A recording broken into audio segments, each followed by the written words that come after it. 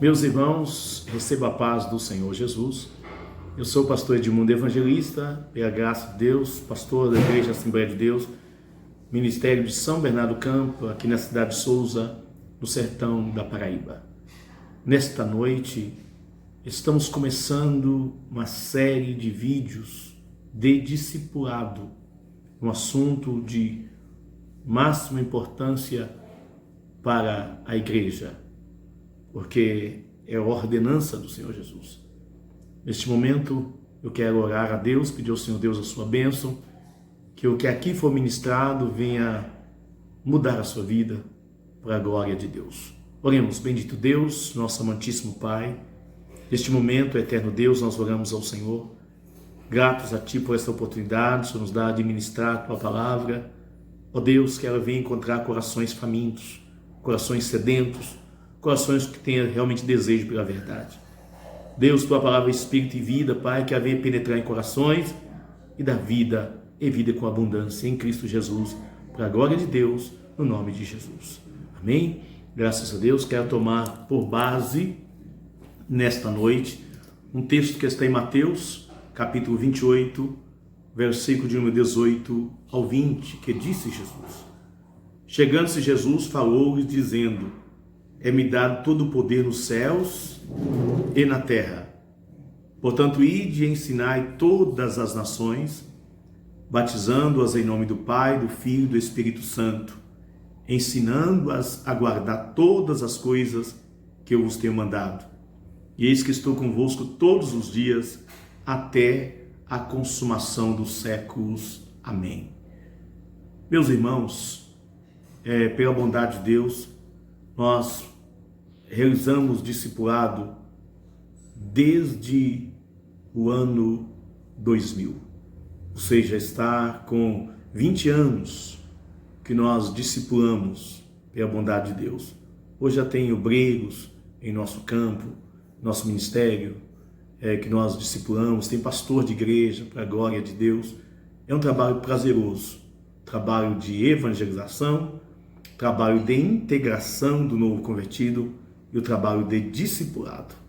A igreja cresce com evangelismo, integração e discipulado. Esse trabalho é da máxima importância.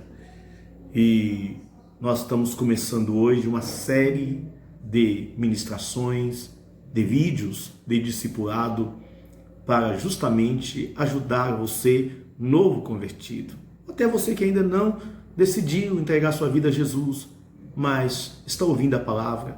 Só você já é crente há muito tempo, mas não foi discipulado. Essa palavra é para você. Nos acompanhe no nome de Jesus. Olha, a Bíblia é a palavra de Deus. É o que nós vamos introduzir hoje. A primeira ministração é bibliologia. Vamos falar da Bíblia. A Bíblia é a palavra de Deus. O autor da Bíblia é o próprio Deus. Foi ele que inspirou os escritores da Bíblia através do Espírito Santo. A Bíblia trata de muitos assuntos, mas o seu tema principal e central é a obra de Cristo Jesus em favor dos homens. A Bíblia foi escrita com a finalidade de levar o homem à salvação em Cristo Jesus, nosso Senhor. Por isso que deve ser nossa única regra de fé e conduta. O primeiro passo para compreender a Bíblia é a conversão, pois o homem natural não pode entender as coisas de Deus. Disse Paulo em 1 Coríntios, capítulo 2, versículo 15, ele diz que o homem natural não compreende as coisas do Espírito de Deus, que lhe parece loucura, mas o que é espiritual discerne bem tudo, e ele de ninguém é discernido. 1 Coríntios, capítulo de número 1, ou melhor dizendo, capítulo 2, versículo 14 e o versículo 15. Agora, quero trazer a você a história da Bíblia. Como a Bíblia chegou até nós, a estrutura da Bíblia Sagrada. A Bíblia é um conjunto de 66 livros e divide-se em duas partes, Velho e Novo Testamento. O Velho Testamento descreve a criação do mundo. a criação do homem, a história de Israel, que foi o povo escolhido por Deus, até o nascimento de nosso Senhor e Salvador Jesus Cristo. O Novo Testamento descreve o nascimento de Jesus Cristo, sua vida, sua morte, sua ressurreição, descreve as histórias dos apóstolos, a história da igreja primitiva e contém ensinos a respeito da segunda vinda de nosso Senhor e Salvador Jesus Cristo. Então a Bíblia, ela divide em duas partes: Velho Testamento e Novo Testamento. Velho Testamento, VT, Velho Testamento. Novo Testamento, NT, Novo Testamento. Velho Testamento, que começa com Gênesis e termina em Malaquias. Novo Testamento começa em Mateus e termina em Apocalipse.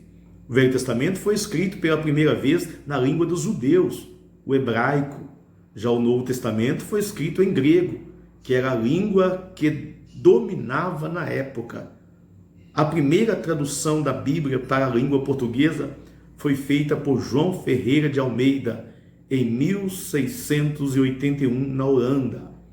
A divisão da Bíblia em capítulos foi feita pelo cardeal Hugo de Sanchai, falecido em 1263, ou Stephen Langton, falecido em 1228. A pequena enciclopédia bíblica de Orlando Boyer traz isso. A divisão em versículos é obra de Robert Steven em 1551. A Bíblia foi traduzida em mais de 1000 línguas e dialetos. Ela foi escrita num período de 1600 anos, iniciando em Moisés, que descreveu o Pentateuco em 1500 a.C. e concluída em João, cerca de 100, no ano 100 depois de Cristo. Cerca de 40 escritores foram usados para escrever a Bíblia. Entre eles havia reis, estadistas, filósofos, sacerdotes, pastores, pescadores, médicos, cobrador de impostos e daí por diante. O Velho Testamento possui 39 livros, classificados em 4 grupos: Pentateuco, históricos, poéticos e proféticos. Essa é a estrutura da Bíblia Sagrada, né? O Pentateuco, que é os 5 primeiros livros da Bíblia, é Gênesis, Êxodo, Levíticos, Números e Deuteronômio. E os livros históricos são 12 livros, que vai de Josué ao livro de Esther. 12 livros. Josué, Juiz, Ruth, 1º e 2º Samuel, 1º e 2º Reis, 1º e 2º Crônicas, Esdras, Neemias e Esther. Uma orientação: não se pronuncia Primeira Reis, é Primeiro Reis, porque é livro. Não se pronuncia Primeira Crônicas ou Segundas Crônicas, mas é Primeiro Crônicas, Segundo Crônicas, porque se trata de livros e não epístolas, ou seja, não cartas, tá bom? Agora, os livros poéticos, é o livro de Jó, Salmos, Provérbios, Eclesiásticos e Cantares. Eclesiastes e Cantares. Total também de 5 livros. Livros proféticos são 17 livros, divididos em profetas maiores e profetas menores. Os profetas maiores são Isaías, Jeremias, Lamentações de Jeremias, Ezequiel e Daniel. São chamados profetas maiores. Já os profetas menores são 12, Oséias, Joel, Amós, Obadias, Jonas, Miqueias, Naum, Abacuque, Sofonias, Ageu, Zacarias e Malaquias. São um total de 17 livros proféticos, tá bom? Que vai de Isaías a Malaquias. Quero que você entenda que eles não estão na ordem cronológica. Alguns que estão lá na frente foi escrito lá, mas no começo. Mas isso não é o mais importante, não. O mais importante de tudo é o conteúdo dos livros, tá bom? Já o Novo Testamento possui 27 livros, e estes se classificam em 4 grupos, que são evangelhos, históricos, epístolas e profético. Por que profético? Porque tem um livro profético, né? Evangelhos são 4, Mateus, Marcos, Lucas e João. E Atos dos Apóstolos, né? Que é conhecido como livro histórico, que é a formação nisso da igreja. E as epístolas são um total de 13 epístolas paulinas, 3 epístolas escritas por João, uma escrita por Tiago, e 2 escritas por Pedro, e uma escrita por João, por Tiago, e outra escrita por Judas, né? São total as epístolas Romanos, 1º e 2 Coríntios, Gálatas, Efésios, Filipenses, Colossenses, 1º e 2 Tessalonicenses, 1º e 2 Timóteo, Tito, Filemon, Hebreus, Tiago, 1º e 2 João, 1º, 2º e 3 João e Judas. As epístolas, né? E são um total de 21. E também o Apocalipse, que é um livro profético, tá? A estrutura do Novo Testamento. Então, 4 evangelhos, o livro de Atos, que é um livro histórico, e as epístolas, são o total de 21 epístolas, o livro de Apocalipse, que é um livro profético, tá bom? Os evangelhos são 4, chamados também de livros biográficos: Mateus, Marcos, Lucas e João. Os livros históricos, que é um só, né? Atos dos Apóstolos, que relata a história da igreja, no seu nascimento e o seu desenvolvimento. Epístolas, melhor dizendo, são 21 livros, sendo 3 epístolas paulinas, que é classificar elas para você, que é Romanos, 1º e 2 Coríntios, Gálatas, Efésios, Filipenses, Colossenses, 1º e 2 Tessalonicenses, 1º e 2 Timóteo, Tito e Filemon. São chamadas de epístolas paulinas, ou seja, epístolas ou cartas escritas pelo apóstolo Paulo, tá bom?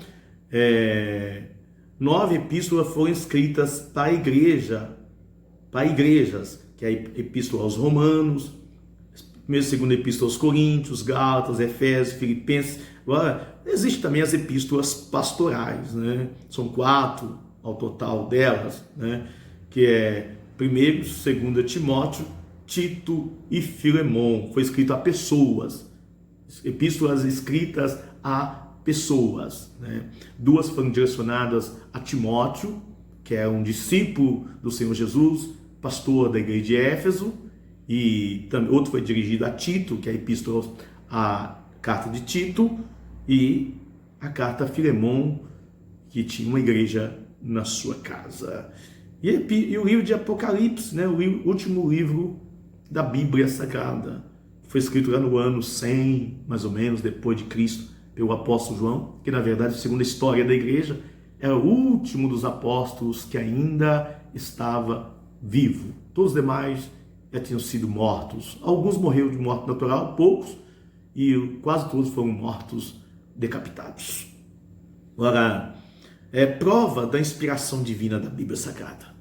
Sua unidade, a Bíblia trata de muitos assuntos: história, biografia, poesia, profecias, parábolas e salmos. Foi escrita por vários escritores diferentes, que viviam em épocas e lugares e costumes diferentes. Mas apesar de tanta diversidade, há uma admirável unidade em todo o seu conjunto. Todos os seus livros apontam para Jesus Cristo. O segredo desta unidade está em sua inspiração divina, como disse Paulo em 2 Timóteo, capítulo 3, versículos 16 e 17. toda a Escritura é divinamente inspirada, é proveitosa para ensinar, redarguir, instruir em justiça, para que o homem de Deus seja perfeito, perfeitamente instruído ou preparado para toda boa obra.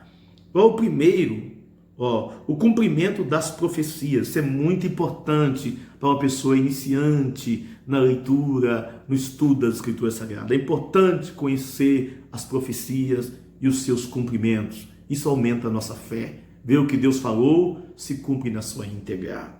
Nas profecias da Bíblia está revelado o futuro das cidades, o futuro dos povos do mundo. Todas elas estão se cumprindo.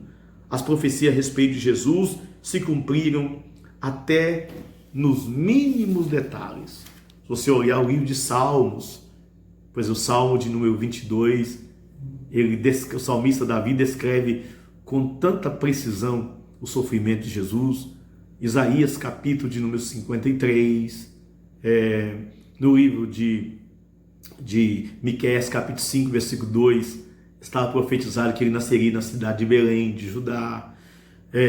Isaías, capítulo de número 7, versículo 14, estava profetizado que ele nasceria de uma virgem. No livro de Zacarias, por exemplo, no capítulo de número 9, versículo 9, estava profetizado que ele entraria em Jerusalém montado em um jumentinho. Todas essas profecias já se cumpriram nos seus mínimos detalhes. É muito precioso estudar as profecias bíblicas.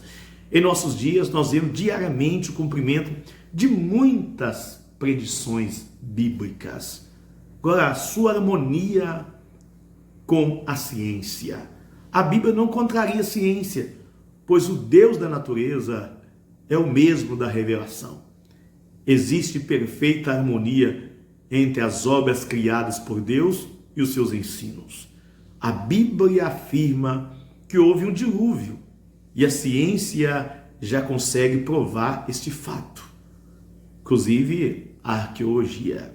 A ciência já descobriu que no calendário há um dia de atraso no tempo e a Bíblia relata de um dia em que Josué orou e o sol parou por quase um dia inteiro, a fim de que Israel vencesse uma batalha. Isso está no livro de Josué, capítulo 10, versículo 12 ao versículo de número 15. O seu poder transformador. Meu amigo ouvinte, a Bíblia Sagrada, ela tem um poder glorioso de transformar vidas, de regenerar, de mudar vidas que aos olhos humanos não tem jeito, a Bíblia Sagrada dá jeito. Glória a Deus. O seu poder transformador. Milhares de pessoas foram transformadas e são transformadas pela mensagem das Escrituras. Os maiores criminosos tornam-se cidadãos pacíficos e ordeiros. E as sociedades mais corruptas são elevadas e enobrecidas pelo poder da Bíblia Sagrada. Só você ler Lucas capítulo de número 19, versículo de número 1 ao 10, você vai ver um homem, que desejava conhecer Jesus, chamado Zaqueu. Ele tinha uma profissão que rendia bastante lucro e pertencia a uma classe de funcionários públicos internacionais, mas muitos deles eram corruptos. E Zaqueu desejava conhecer Jesus. Glória a Deus. Jesus entrou na sua casa, Zaqueu reconhece Jesus, reconhece que o dinheiro não lhe trazia felicidade, ele renunciou à riqueza, creu em Jesus. Jesus disse: hoje veio salvação a esta casa, pois este também é filho de Abraão, porque o Filho do Homem veio buscar e salvar o que se havia perdido. Outro ponto importante da Bíblia Sagrada é a sua autoridade. Jesus mesmo declarou que a palavra de Deus é a verdade. Em João capítulo 17, versículo 17, Jesus disse aos seus discípulos, Pai, Jesus ora pelos discípulos, dizendo, Pai, santifica-os na verdade, pois a tua palavra é a verdade. E João capítulo número 15, versículo 3, Jesus disse, vós estáis limpos pela palavra que eu vos tenho falado.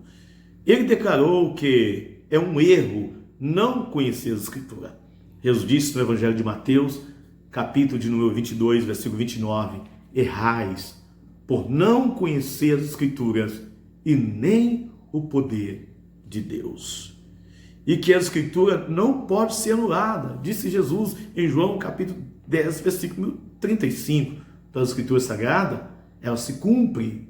Ele diz: passarás os céus e a terra, mas as minhas palavras não hão de passar.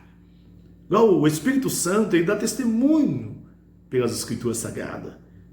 Enfim, as maiores provas da inspiração divina da Bíblia é sentida pelo crente em seu interior, quando o Espírito Santo testifica com o seu espírito que ele agora é filho de Deus, disse Paulo em Romanos capítulo 8, versículo de número 16. Vamos ver agora por que nós devemos ler a Bíblia. Discipulado, levando a Bíblia Sagrada, o conhecimento da Escritura aos nossos ouvintes. Por que devemos ler a Bíblia? Porque é mandamento de Deus.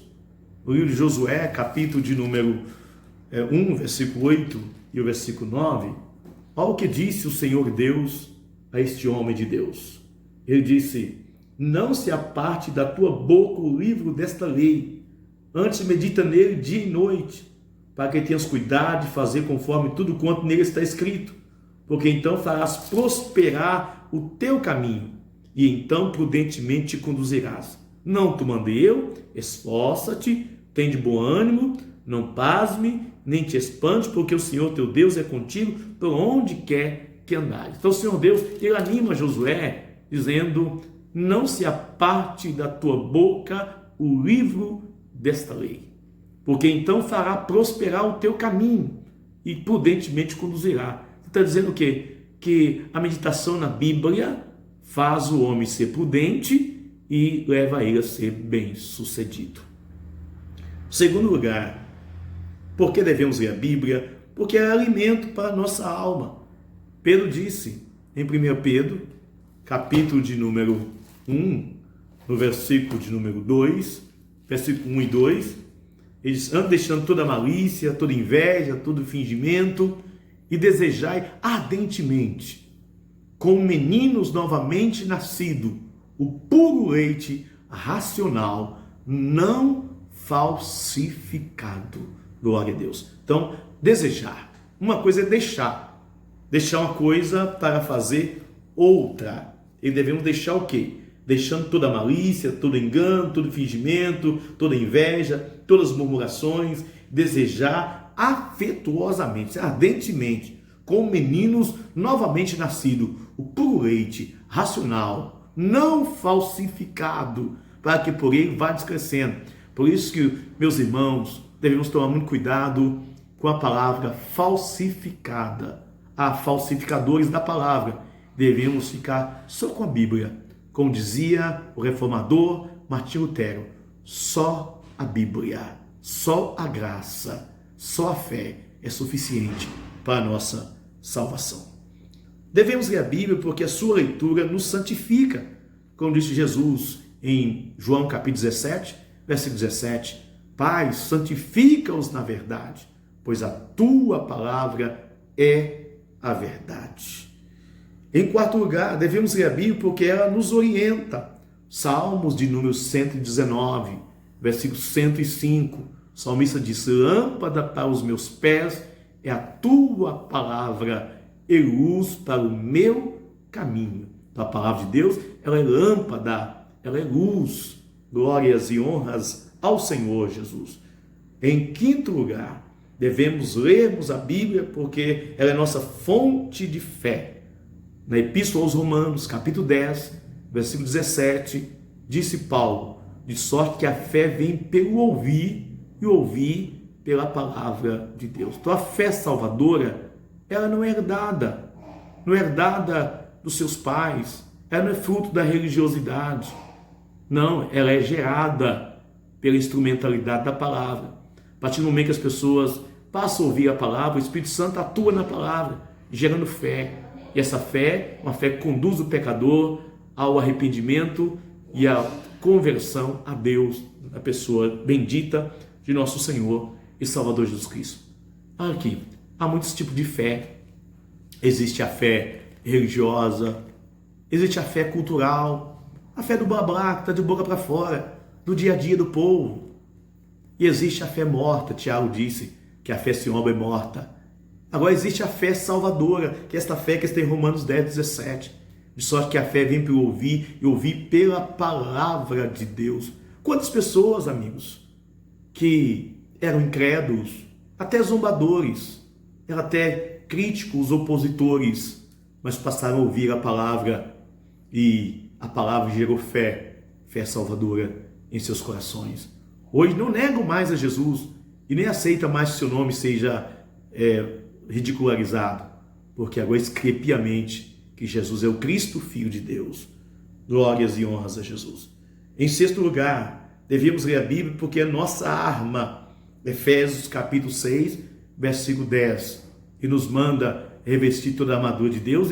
Entre essas armaduras está a Bíblia Sagrada, que ele chama de a espada do Espírito.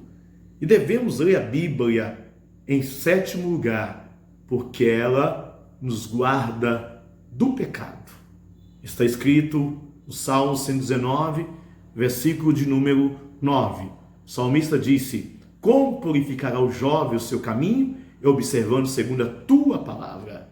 E no versículo 11 ele disse: escondi a tua palavra no meu coração, para eu não pecar contra ti.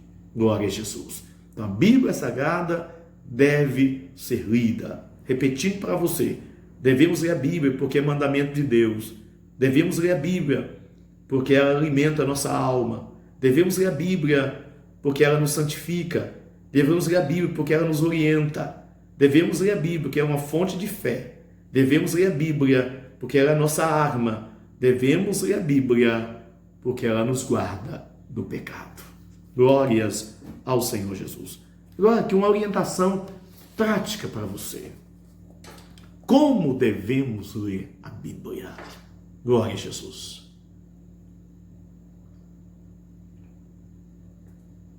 Em primeiro lugar, devemos ler a Bíblia Sagrada com respeito, com toda a reverência. Olha, querido ouvinte, devemos ler a Bíblia Sagrada com todo um temor. A palavra temor subentende reverência, submissão e respeito. Então devemos respeitar o sagrado. Então devemos ler a Bíblia com todo respeito. Salmos de número 119, versículo de número 18, olha o que diz-nos o salmista: desvenda os meus olhos para que veja as maravilhas da tua lei. Olha, o homem, no seu estado natural, ele está cego no entendimento. Paulo diz, segundo os Coríntios, capítulo de número 4, versículo 4, que Satanás, chamado o Deus desse século, cegou o entendimento dos incrédulos, para que não resplandecesse sobre eles a luz do Evangelho, que é segundo a imagem de Deus e a glória de Cristo. O homem está cego no entendimento, quero que você entenda isso. Agora, se você ler Lucas, capítulo 24, versículo 45, diz o texto que Jesus abriu o entendimento dos incrédulos.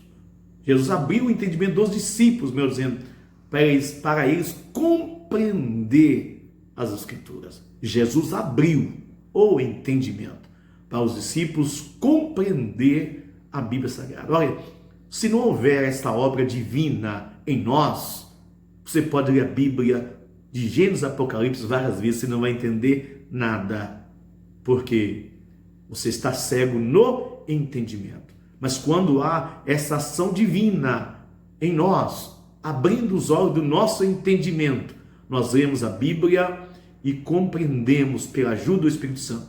Porque Deus é o autor da Bíblia, Jesus é o intérprete da Bíblia, o Espírito Santo é o tema central, o Espírito Santo é o intérprete da Bíblia.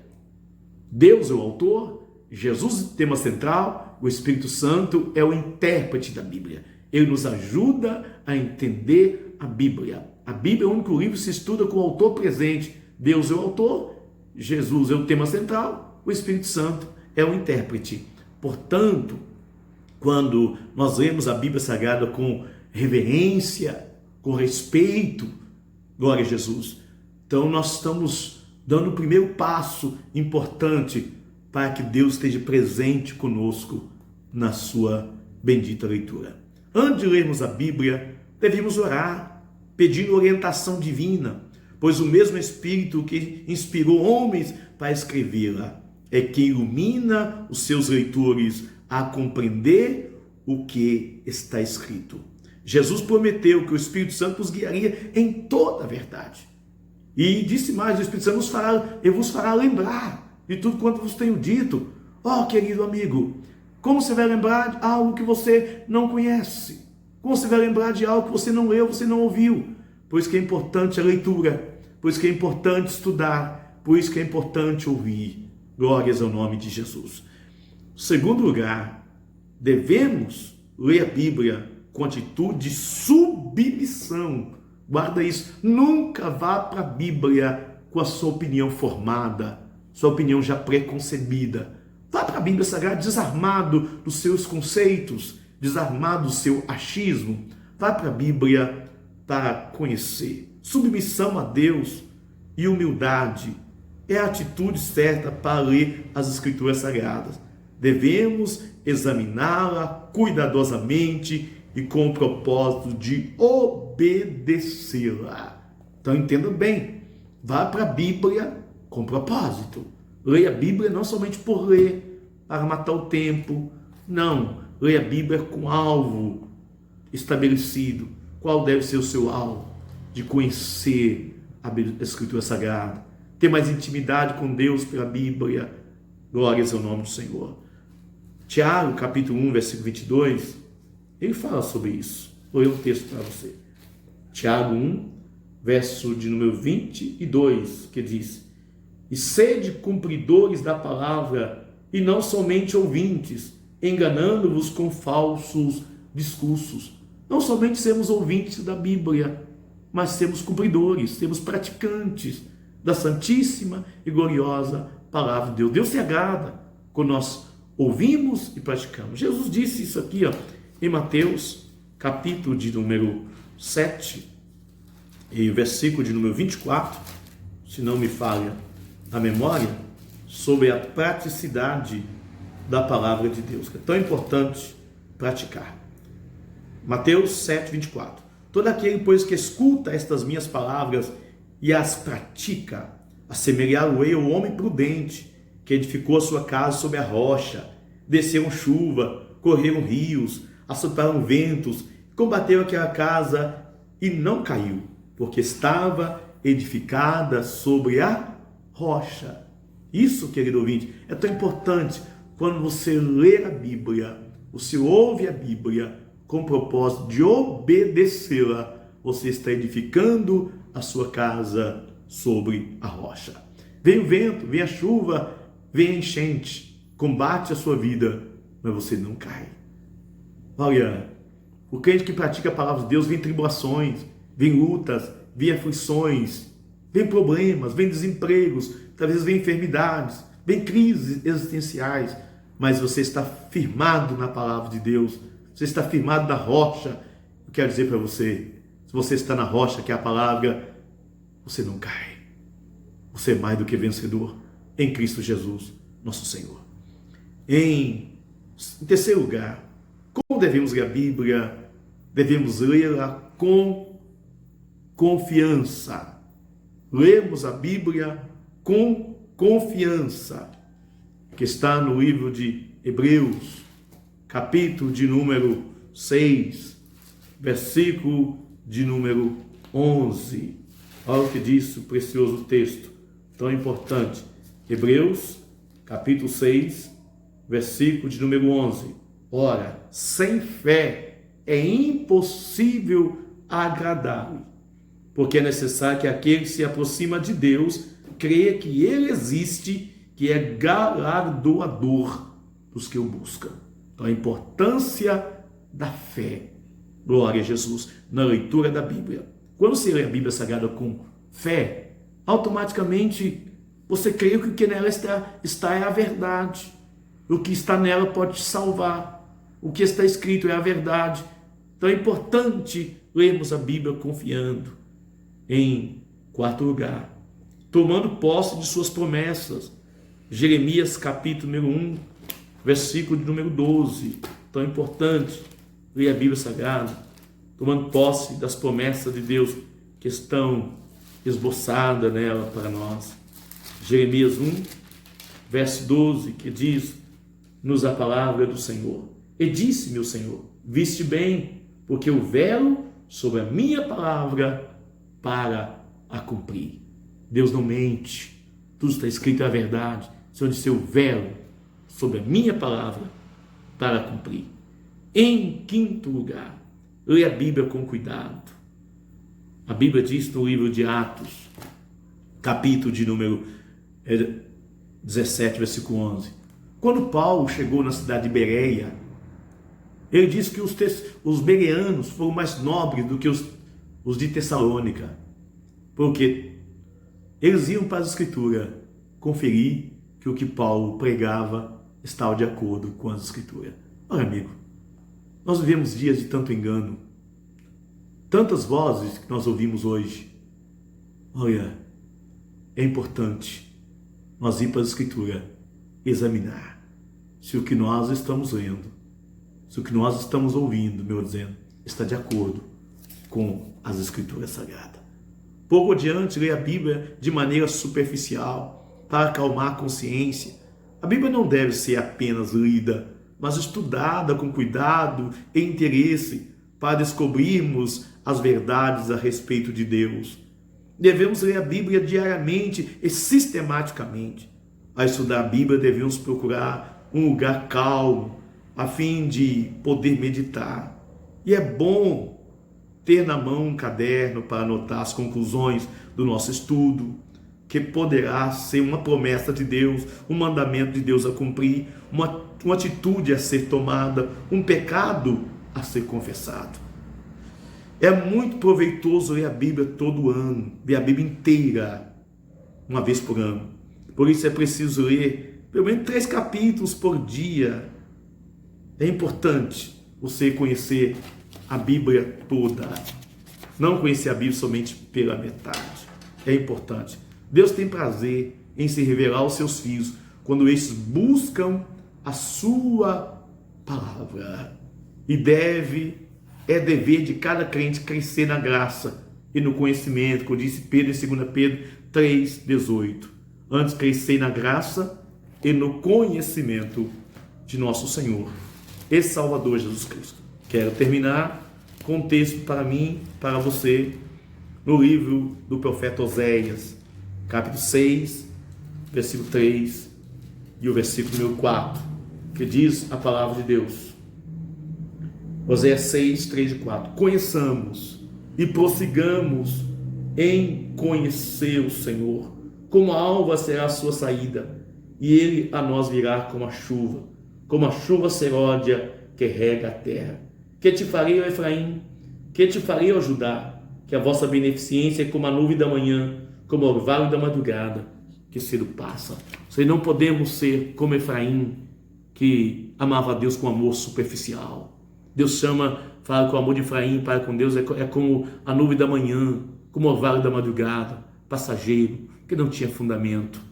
E Deus fala assim, ó, conheçamos e prossigamos. Começou a conhecer, prossiga. No nome de Jesus. Que Deus te abençoe. Até a próxima, até o próximo vídeo. Se Deus quiser, eu quero orar com você agora.